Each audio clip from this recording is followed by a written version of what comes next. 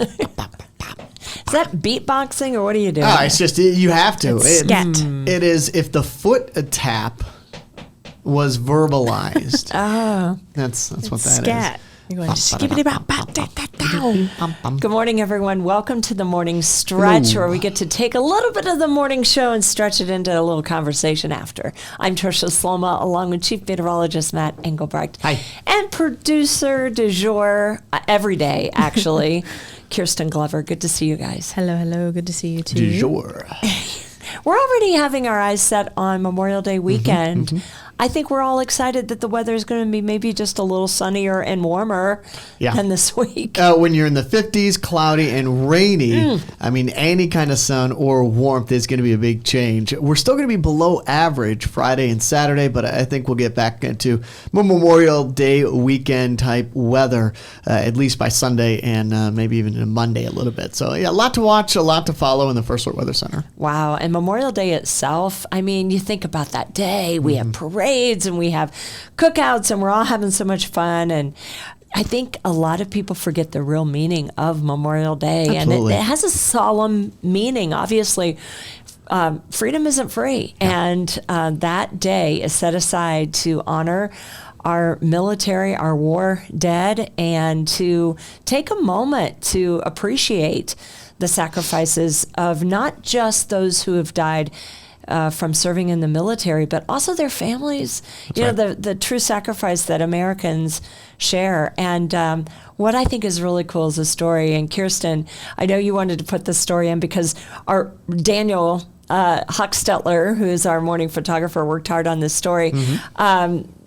He got to go to Wreaths Across America, where the kids were able to help out veterans and planting what? Just simple flags. Flags and, on each gravestone. And I think the kids probably felt really good about, putting that forward. So yeah, learning a little bit about this history. We don't get a lot of opportunities to obviously teach history, but this kind of history, even for one kid to ask, why are we doing this, goes a long way. And Memorial Day from that point forward for that kid might look a little bit different, a little bit more understanding on why it's not just a day off of school. It's a lot more than that regarding not only our freedom, but those that made the ultimate sacrifice. And it is humbling. My family, we always go out every, get close to Memorial Day, clean up the graves of our deceased loved ones and make it look real presentable. And I have some uncles that served in World War II. Yeah. They weren't buried in the military section of our family cemeteries back home, but I always have to go by there. And I think every cemetery pretty much has a military section, or a lot of them do. And it is truly humbling when you see the amount of flags. A lot of them died in the wars, in the conflicts, but many of them lived into ripe old ages. And it's still beautiful to see that flag. They prefer to be buried with their brothers and sisters right there in the military sections. And this is Fairview Cemetery, and I think it's so cool because, they're getting to learn the lessons and the names, and putting a flag on each one of those is so important. There was a veteran who spoke at that event yesterday. I think this cannot be replicated as far as a book is concerned, as far as history of the book is concerned. I think when you do it in person, it has meaning for you. They'll probably go back and write a mini story of some sort, and all that does is kind of embed, in terms of their mind, a little bit of history and remembering veterans on this Memorial Day. And that's Kent Laudeman. He was one of the volunteers putting flags on, and he is a veteran of the Vietnam War. He works so much with preventing suicide with our military members here in our area, and he is an outspoken advocate for mental health awareness with veterans. And look what he does with these kids. Yeah, answers questions. He's a resource, and he's both for kids, but also for other members of the service as well. So again, thank him for what he is doing, but what he has done too. All right. And make sure you take a moment on this Memorial Day to truly remember and honor those who've died. All right, the White Sox. What about them? Oh, don't you love this baseball team? I heard what you about said it? during the 5 match. What? I didn't know. say anything. I had the don't- volume He up. was I was throwing listening. shade this morning. Okay, so just for context, people, I mean, Matt Yeah. loves the Detroit sports team. Sure. Okay? So he's not exactly a White Sox fan, but I think this is a fun story. And it's all about Pope Leo being a White Sox fan. And look, they've already put up a mural just for Pope Leo the 14th. That's fine. That is really, really cool. Good job. That's fantastic. It's beautiful. That's good. Honor Pope Leo as much as you want. As a White Sox fan, congratulations, the Detroit Tigers. We do not have a Pope as a fan, but we do have at least 30 wins on the season. Matt, you And seem in pain when find you're that- saying this. not pain. I You're mean, like, it's another. The White Sox, they have to do what they can because they're not getting it done on the field. So they have to try and find other avenues, other ways to try to bring out whatever's positive about that organization. You know, I am a White Sox fan. Okay, All right. born and raised. Yeah. And I will admit, I will agree with you. I will agree with you because it's tough out there. You know, it's not how it used to be, and they're grasping at whatever they can get. I think it's hilarious. I keep seeing all the videos from the field and people in the crowd. I think last weekend there was like 20-some people dressed in like As a pope. full Pope attire. Yeah, It was now that's hilarious. funny. That's funny. Well, because that's, I think that was the capacity of the game too, 20 people.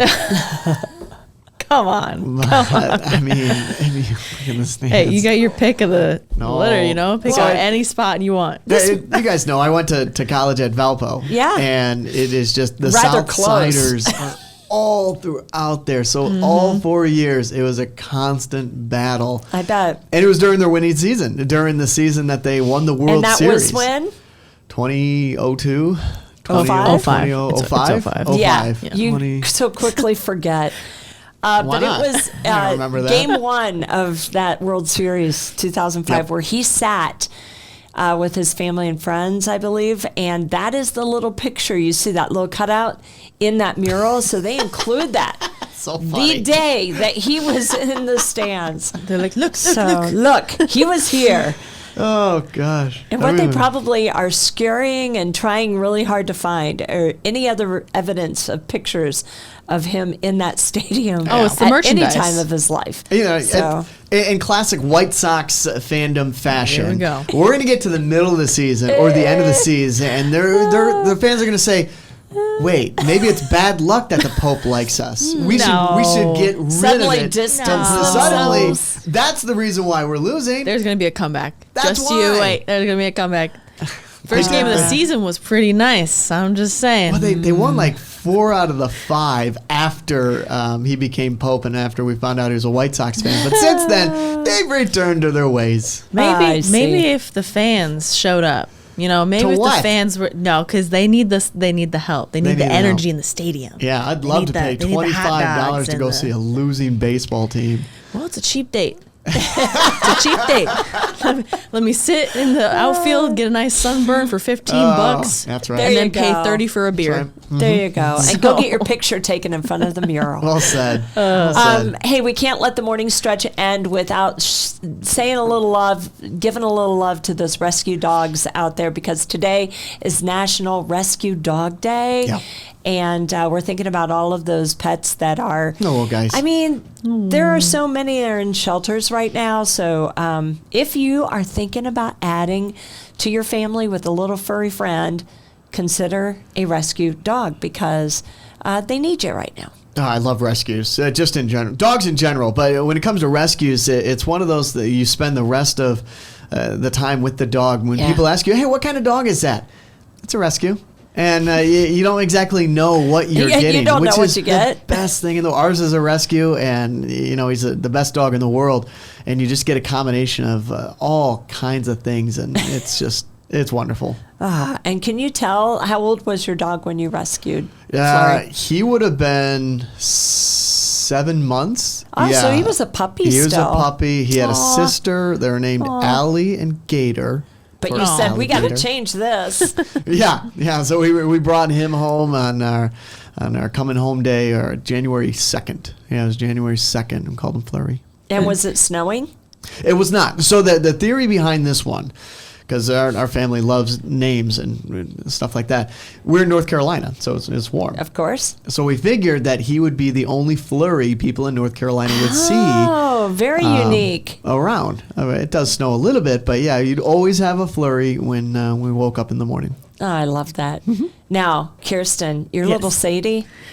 Yeah, she's adorable. I wish I knew what she was, because every time I See? go up to a group of people, they're like, "Oh my God, she's so cute. What is she?" And I'm like, I Beats have me. no idea. "No idea." I would have guessed some kind of Australian type of dog. She's Yeah. spotted. She's Yeah. cute though. She really she's a. I almost cursed. What? She's great. Why? She's great. I swear. Well, she's we're a puppy. doing some crate training right Yeah. now, and It's hard. I understand. It's so hard. My doggie was purchased from a farmer, so I don't think it was a rescue technically, but my previous dogs have all been rescue dogs, and I tell you, Max was really special to all of us. So I love Max, and he lived a long life, and we had to get the whole roaming idea because he was one of these dogs that just would like take off.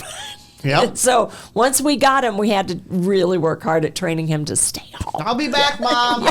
No, you live here now. Yeah. Maybe I'll come home. Right. If Hey, Max had a voice. that's all we have for this morning's morning stretch. Have a great day, everyone. Bye. Bye.